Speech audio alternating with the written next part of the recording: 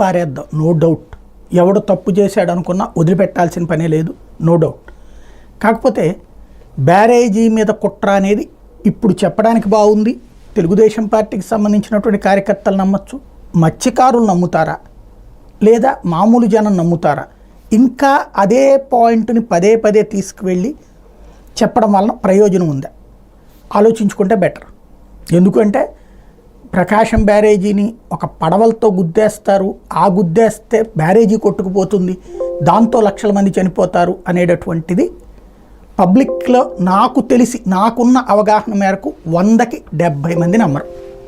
ఒక 30 మంది జగన్ మీద ద్వేషంతోనో లేకపోతే తెలుగుదేశం మీద ప్రేమతోనో జనసేన మీద ప్రేమతోనో భారతీయ జనతా పార్టీ మీద ప్రేమతోనో నమ్మచ్చు.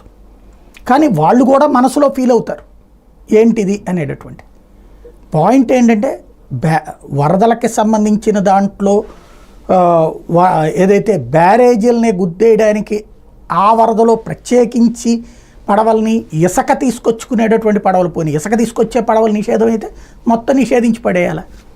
అవి ఎలా కడతారు ఏంటో మత్స్యకారులకు తెలుసు, కృష్ణా గుంటూరు కోస్తా తీరాల వాళ్ళకి తెలుసు.